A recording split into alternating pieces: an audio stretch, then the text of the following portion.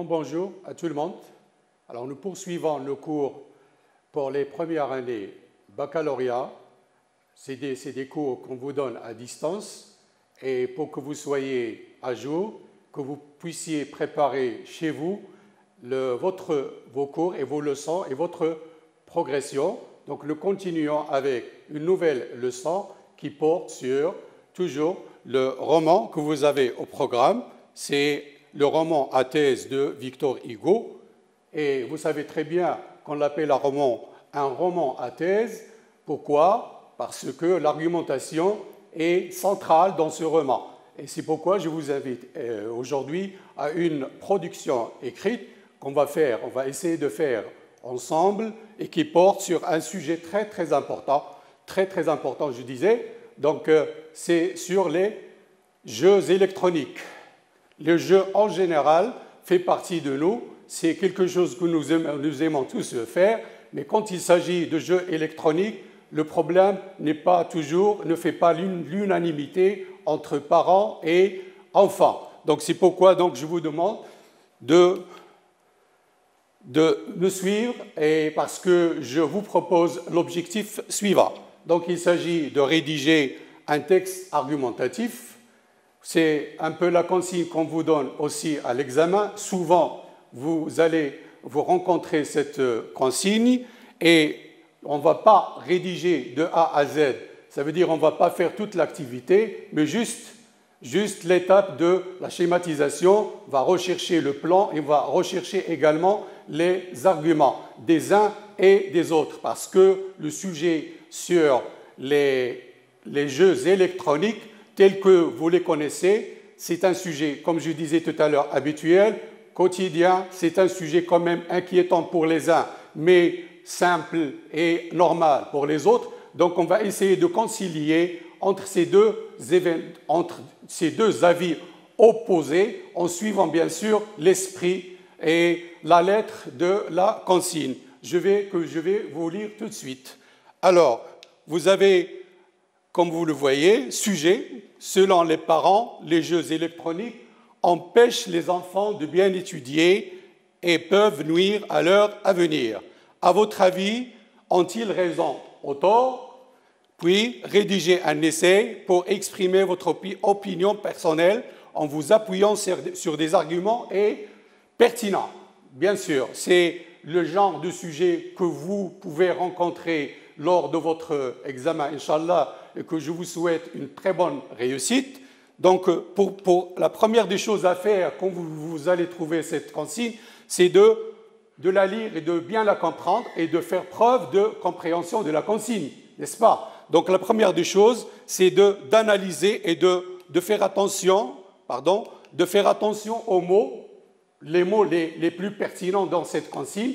Donc, premièrement, les parents, les jeux électroniques empêchent, les enfants, etc. Ils sont en rouge, comme vous le voyez. Et il y a une question qu'on appelle en grammaire une question ou bien une interrogation totale.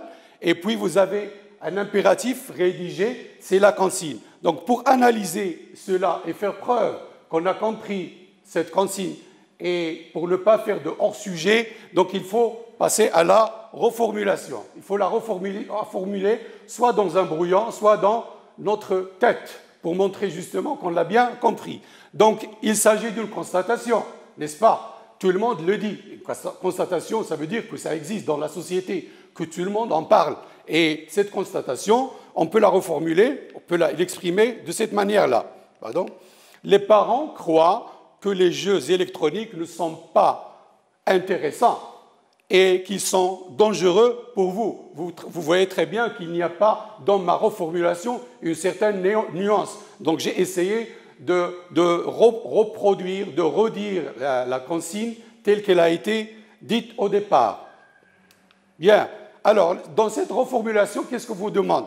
Bien sûr, on vous invite à réagir à cette consigne, à cette idée, à cette thèse, à cette constatation, puis de vous impliquer par rapport à l'avis des parents et, bien sûr, de montrer votre position. Donc, c'est votre position qui est sollicitée ici. Donc, et on va faire attention également à cette interrogation comme je vous ai dit tout à l'heure, c'est une interrogation totale et qui appelle au moins deux réponses. Ont-ils, je vous rappelle la consigne, enfin l'interrogation, à votre avis, ont-ils tort ou raison? Donc elle admet cette interrogation admet au moins deux réponses. Les parents ont raison, les parents ont tort. Donc il s'agit de nous situer dans ces deux points de vue. Il faut qu'on adopte soit l'un, soit l'autre. Donc dans la consigne elle-même, on a trois choses à respecter. On doit faire attention à trois dimensions, à trois niveaux que j'ai appelés ici trois capacités. La première, c'est d'argumenter, c'est la première capacité. Ça veut dire pouvoir être capable de produire un texte argumentatif et donner des arguments et des exemples. Mais dans quel but? C'est la deuxième capacité, c'est pour défendre. Il faut savoir défendre son point de vue. C'est vrai qu'à l'oral, on le fait souvent, dans la rue avec nos amis et même au sein de notre famille, on débat de problèmes qui nous concernent, de problèmes familiaux, bien sûr, et il faut le faire toujours dans les règles de l'art. Il ne faut pas imposer, il ne faut pas être dogmatique dans ce sens. C'est pourquoi l'argumentation doit être toujours à chaque fois nuancée. Ça serait mieux. Donc, ensuite, le troisième niveau, la troisième capacité, c'est de vous impliquer, parce que la rédiger s'adresse à vous, s'impliquer par tous les moyens de la langue. Tout ce qui relève de la langue peut nous servir, que ce soit donc les phrases, les tournures, les verbes d'opinion ou de sentiments adéquats, de verbes, adverbes, expressions de nuances, des liens logiques, interjections, locutions, etc. Donc tout ce qui fait partie de l'argumentation qui pourrait donner une force persuasive ou bien une force supplémentaire à mon texte pour convaincre justement les lecteurs, mes lecteurs, ceux qui vont lire mon sujet, peut-être si j'ai à reproduire ce texte pour un journal et ainsi de suite. Donc je dois donc faire preuve d'une facilité à convaincre mes lecteurs, les lecteurs de mon sujet. Très bien. Alors, il faut tout de suite, juste après, penser à un plan, bien sûr. Une argumentation ne va pas sans plan. Et c'est pourquoi, à partir de l'interrogation totale de tout à l'heure, ont-ils raison, ont-ils tort, il faut, bien sûr, tout de suite penser à un plan. Et je vous propose ce plan-là qui me paraît adéquat à ce genre de sujet. C'est un plan qui va être basé sur l'opposition ou bien ce qu'on a l'habitude aussi d'appeler l'antithèse. Donc, ont-ils raison, ont-ils tort? Ça nous donne au moins, pour traiter ce sujet, pour répondre à cette question, au moins trois possibilités. La première, c'est ils ont raison, mes parents ont raison. Alors, quand je dis mes parents, ce n'est pas mes parents dans un sens restreint, mais tous les parents, tous les adultes sont inclus dans cette idée-là. Donc, le premier plan, si vous voulez, va argumenter pour soutenir l'idée des parents, que l'idée des parents seulement. Mon texte va être centré sur le consentement. Je vais être consentant au niveau de l'idée de mes parents. Concernant la deuxième possibilité, je rejette complètement ou en bloc, comme on dit, la thèse de mes parents pour imposer la mienne. Et la troisième possibilité, c'est celle qui me paraît un peu plausible dans ce cas, vu l'ampleur du sujet, vu la divergence des points de vue à ce niveau-là. Donc c'est la troisième possibilité. Ils ont raison, mais ça vous rappelle quand même la structure ou bien le raisonnement concessif. Alors, c'est vrai, donc dans un premier temps, comme ici, regardez, je vais procéder d'abord par présenter les arguments en faveur de l'idée de mes parents. Je vais leur dire, oui, vous avez raison, momentanément, en quelque sorte, sur un niveau, vous avez raison. Mais, juste après, je donne une bonne place à mon point de vue, parce que ce qui est sollicité au départ, c'est mon point de vue à moi par rapport aux autres. Je dois imposer, en quelque sorte, mon point de vue. Donc, c'est les trois possibilités que nous avons, qu'on peut utiliser. Et l'étape suivante, bien sûr, une fois que j'ai mis au clair tout cela dans ma tête, dans un brouillon, pourquoi pas, et puis je passe à la recherche des arguments. Quand je dis la recherche des arguments, où est-ce que je vais faire cela? Où est-ce que je vais rechercher? Bien sûr, premièrement, dans les débats que j'ai l'habitude de faire en classe, dans mes habitudes avec mes amis, on en parle tout le temps, au sein de la famille, s'il y a débat bien sûr, et puis il faut que je recherche mes idées aussi dans les lectures que j'ai faites, comme le fait Victor Hugo dans son roman. Je peux rechercher des arguments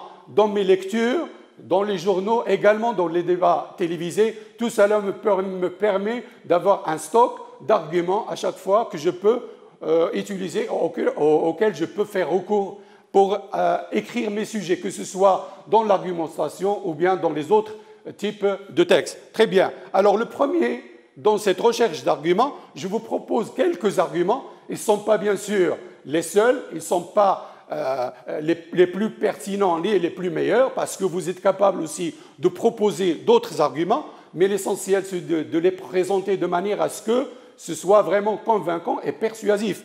Donc voici des exemples que je vous présente dans cet ordre. Donc on passe de l'argument 1, les jeux vidéo font perdre du temps aux enfants, c'est ce que croient les parents, on est dans la thèse des parents, et les jeux vous font perdre beaucoup de temps.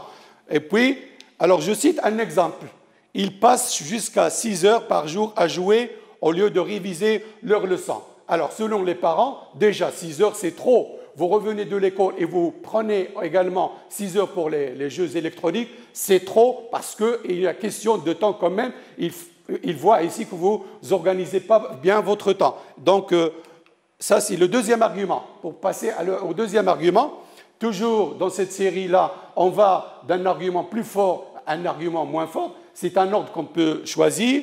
Alors là, le deuxième argument, ils accentuent les jeux, toujours électroniques, accentuent l'hyperactivité et l'agressivité chez les enfants. Donc, il faudra expliquer ce que c'est.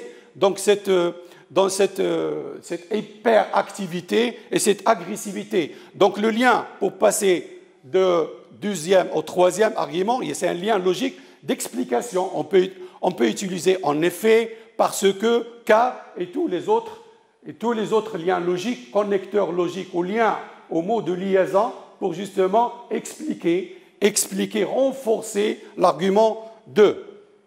Ensuite, on passe du troisième au quatrième, toujours dans cette série d'arguments auxquels il faut trouver des liens logiques. Le quatrième argument dit que l'usage quotidien des jeux diminue la faculté de mémorisation chez les enfants. Alors là, il y a un problème. Même au niveau de vos mentalités, vos capacités intellectuelles, ça risque quand même de diminuer et de poser problème à l'école, pour votre scolarité également. Donc, on ajoute un autre argument, c'est le cinquième, c'est celui des parents. Ce sont eux maintenant qui adressent cette thèse, qui développent cette thèse. On se met à leur place pour voir ce qu'ils disent. Quelles sont les grandes idées sur lesquelles ils se sont mis d'accord. Donc, il y a un rapport entre l'argument 4 et l'argument 5. Il y a un rapport d'addition. Donc, il faut des additifs. Pardon. Il faut des additifs, des liens logiques additifs, comme aussi, en plus, car ailleurs, non seulement, mais pour passer à l'argument 5. Les jeux ne favorisent pas la créativité chez l'enfant, il devient comme un automate. Donc, voici ma première recherche au niveau de la thèse des arguments, au niveau de la thèse des parents, des adultes en général. Je me suis limité à vous proposer ces 5 arguments, mais c'est sûr qu'il y en a d'autres. Vous pouvez le faire tout seul en cherchant dans un brouillon et vous rappeler de ce que vous avez lu et de votre expérience, comme j'ai dit tout à l'heure. Très bien, donc on passe la deuxième partie. Et pour passer à la deuxième partie, dans laquelle ça doit être la plus importante, au niveau des idées, au niveau des arguments, au niveau des sentiments, et pour passer à cette deuxième, bien sûr, cette deuxième phase, cette deuxième démonstration argumentative, il faut bien sûr un lien logique très très fort. C'est ce qu'on appelle opposition intra-paragraphe. Il faut donc choisir entre par contre et puis cependant, toutefois. Il faut donner un ton solennel à ce passage-là, à cette transition entre la position des parents et des adultes et votre position, la vôtre. Il faut bien sûr lui donner assez d'importance. Alors, on va voir. La première idée, votre thèse à vous, je mets à votre place pour défendre un peu votre thèse. Alors, premier argument, c'est l'usage excessif des vidéos qui est dangereux pour les enfants. Oui, c'est vrai, une chose qui dépasse un peu les limites, c'est vrai, ça pose problème. Deuxième argument, c'est un moyen pour relaxer et se distraire. Selon les enfants, quand ils reviennent de l'école, bien sûr, les jeux leur permettent de se distraire, de jouer un peu et d'oublier les contraintes, d'oublier un peu les exercices qu'ils ont faits. Donc, c'est un moyen de se relaxer. Donc, c'est ce qu'ils préfèrent le plus, se relaxer à travers les jeux vidéo. Donc, et rompre avec la monotonie, le stress des études, etc. Donc, le lien entre les deux arguments, qui sont très forts, bien sûr, c'est un lien d'addition. On peut utiliser le connecteur ou le lien logique ou le mot de liaison aussi ou également pour passer à un autre argument très fort aussi, très intéressant. La diversité de jeux vidéo peut fertiliser l'imagination des enfants. Donc, contrairement à ce que pensent les parents, ils disent que peut-être les jeux électroniques rendent les enfants, rendent les élèves un peu stupides. Ce n'est pas ça le cas. Ce n'est pas vrai selon les enfants. Pourquoi? Parce que ça fertilise l'imagination, au contraire. Et puis, il les aide à être créatifs et à produire des textes riches en images et en idées. Ça veut dire que ces jeux-là permettent d'imiter, de provoquer en vous une force créatrice, d'accord, pour que vous puissiez aussi avoir vos idées à vous et ainsi de suite. Donc, pour passer de l'argument 3 à l'argument sous-argument, à son sous-argument, et il faut passer par un effet de cause à effet, une relation de cause à effet. On peut utiliser en effet, par exemple. Ensuite, toujours dans cette recherche des arguments relatifs à votre thèse, qui développe dans votre thèse, il y a le 4e argument, qui dit que, selon quoi, les thèmes proposés dans certains jeux sont instructifs. C'est vrai, il y a des jeux qui sont très instructifs. Qu'est-ce que ça veut dire? Ça veut dire qu'ils développent en vous votre culture à vous. Votre culture gagne un plus par rapport à ce que vous savez déjà. Donc, les jeux développent votre culture en général.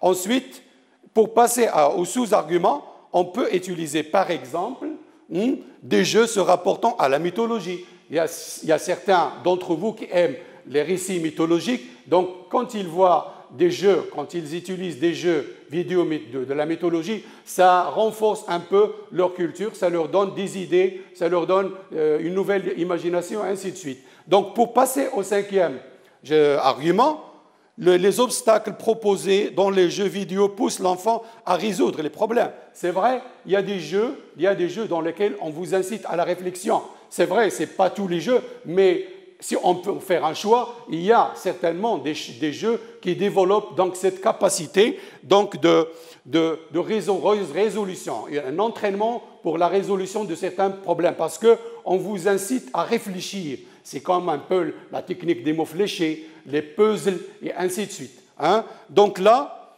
pour passer au sous-argument, on peut utiliser un connecteur ou bien un mot de liaison additif, comme en plus, en outre, et rajouter ce sous-argument qui est « cela force sa personnalité et enrichit son expérience ». C'est vrai, notre personnalité, plus nous réfléchissons, plus nous devenons intelligents, plus notre personnalité gagne également un plus. Donc, c'est la plus-value qu'apportent ces jeux vidéo pour l'esprit, le cerveau, la mentalité, la faculté des enfants. Alors, autre chose, maintenant, une fois qu'on a élaboré les deux parties opposées, maintenant, il faut les introduire, il faut bien sûr élaborer un plan global pour tout, d'une manière à vous rappeler tout ce qu'on vient de faire. Alors, c'est ce que j'ai appelé structure du texte à produire. Alors, généralement, c'est cette structure-là qu'on a l'habitude de faire, d'utiliser. Vous l'avez fait en classe certainement. Alors, il y a la partie introduction, développement et conclusion. Dans l'introduction, il faut ramener le sujet, et pour justement décrire l'impact des jeux vidéo sur les enfants, et puis poser le problème. Les jeux vidéo nuisent-ils aux enfants et à leurs études? Pour répondre à la question, ont-ils raison ou ont-ils tort? Alors, pour la partie développement, on va concéder momentanément, provisoirement, et à la thèse des parents et l'étayer par des arguments. Ça veut dire, on va leur dire, oui, dans une certaine mesure, votre thèse tient debout, elle est bonne, en quelque sorte, jusqu'à une certaine limite. Mais après, il faudrait que j'exprime mon point de vue à moi. Je ne suis pas tout à fait d'accord avec vous. Je suis d'accord jusqu'à une certaine limite. Mais après, j'ai mon point de vue à moi. C'est là où vous allez réfuter leur thèse en présentant votre point de vue, plus les arguments qu'il faut que vous jugez bons, que vous jugez pertinents, auxquels vous donnez un ordre. Donc, cette façon, à ce niveau-là du développement, vous voyez très bien que je vous ai proposé un raisonnement qu'on appelle concisif. Oui, mais, certes, mais. Donc, pour nuancer, pour ne pas être dogmatique, parce que personne ne détient la vérité en quelque sorte. Les parents ont raison, en quelque sorte, mais vous aussi, vous avez raison. Ce n'est pas un problème qu'on peut concilier facilement. Donc, votre attitude concisive ici, elle est très importante. Ça veut dire que vous montrez quand même que vous êtes capable aussi de débattre, que vous admettez le point de vue des autres, mais vous ne faites que les améliorer de cette manière-là. Donc, et dans la conclusion, il y a une synthèse à faire. Cette synthèse-là, c'est de souligner, de dire que c'est vrai, on ne peut pas faire l'unanimité. Tout le monde n'est pas unanime en parlant des jeux électroniques. C'est tellement un sujet, pour certains, c'est un sujet quand même assez brûlant et on ne peut pas se mettre d'accord sur tout ça, surtout quand il s'agit de générations différentes, de parents qui ont l'habitude de jouer autrement, parce qu'eux aussi ils pensent à votre avenir, parce qu'ils pensent à vos yeux, à votre corps, à votre santé, et ainsi de suite. Donc ils ont en quelque sorte, cette constatation ne vient pas de rien, ils ont raison. Donc en quelque sorte, ils ont raison. C'est ce que vous allez souligner dans la divergence. Ça veut dire que le désaccord reste quand même. On ne peut pas se mettre d'accord à 100%. Puis, il faut quand même, comme notre texte est basé sur deux points de vue opposés, il faut trouver un moyen de s'en sortir. Il faut concilier les deux points de vue. De quelle manière? C'est cette ouverture que je vous propose. N'y a-t-il pas d'autres moyens pour se distraire et s'instruire? Si vraiment les parents disent que les jeux sont très dangereux et que peut-être les médecins, les chercheurs et les statistiques montrent que vraiment il y a un petit problème à ce niveau. Alors que ce qu'il faut faire, c'est d'organiser votre emploi et de profiter aussi bien, pas uniquement des jeux, parce qu'ils ont des qualités, certes, mais aussi d'autres moyens de distraction, dont par exemple, je peux vous citer la lecture, par exemple. C'est un bon, je veux dire, moyen pour se cultiver, pour passer le temps et pour justement cultiver votre personnalité et votre intelligence. Donc, j'espère que vous avez suivi un cours intéressant avec moi. Je vous remercie beaucoup et je vous souhaite bonne chance.